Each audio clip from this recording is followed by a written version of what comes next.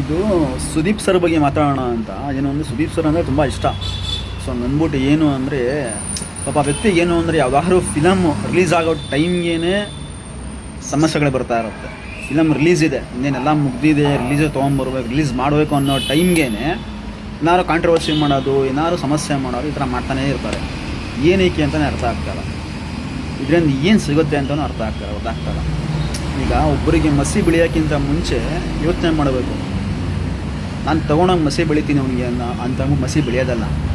First ನಿಮ್ಮ ಕೈನ ನೀವು ಮಸಿ ಮಾಡ್ಕೊಂಡು ಆಮೇಲೆ ಅವರು ತೊಗೊಂಡೋಗಿ ಬೆಳಿತೀರ ಅಲ್ವಾ. ಫಸ್ಟ್ ನೀವು ಗಲೀಜಾಗಿ ಮತ್ತು ಅವ್ರನ್ನ ಗಲೀಜು ಮಾಡೋಕ್ಕೆ ಹೋಗ್ತೀರ. ಅವ್ರು ಗಲೀಜಾಗಲ್ಲ, ನೀವೇ ಗಲೀಜಾಗೋದು ಅಲ್ವಾ. ನಿಮ್ಮನ್ನು ನೀವೇ ಅಸಹ್ಯ ಮಾಡೋಕ್ಕೆ ಹೇಳ್ತೀರ. ಸೊ ಹಂಗಾಗಿ ಆ ಥರ ಕೆಲಸ ಮಾಡೋಕ್ಕೆ ಹೋಗ್ಬೇಡಿ ಅಷ್ಟೇ. ಅವರೇನೇ ಲೆಜೆಂಡೇನೆ ಆಗುತ್ತಿದೆ. ಈಗ ಥರ್ಡ್ ಕ್ಲಾಸೇನೆ. ಸೊ ಈ ಥರ ಥರ್ಡ್ ಕ್ಲಾಸ್ ಬುದ್ಧಿನ ತೋರಿಸ್ಬೇಡಿ. ನಾವು ಪರ್ವತನ ನಿಂತ್ಕೊಂಡು ನೋಡ್ಬೇಕಷ್ಟೇ. ಈಗ ಮೌಂಟೇನ್ ಎವರೆಸ್ಟ್ ಎಲ್ಲ ನಾವು ನಿಂತ್ಕೊಂಡು ನೋಡ್ತೀವಿ ಅಷ್ಟೇ. ಅದಕ್ಕೆ ತೊಗೊಂಡೋಗಿ ಮಸಿ ಬೆಳಿತೀವಿ, ಇನ್ನೊಂದು ಮಾಡ್ತೀವಿ, ಮತ್ತೊಂದು ಮಾಡ್ತೀವಿ ಅಂದ್ರೆ ಅದು ಆಗೋದೇ ಇಲ್ಲ, ಚಾನ್ಸೇ ಇಲ್ಲ. ಅರ್ಥ ಆಯಿತು ಅಂತ ಅನ್ಕೋತೀನಿ ಅಷ್ಟೇ.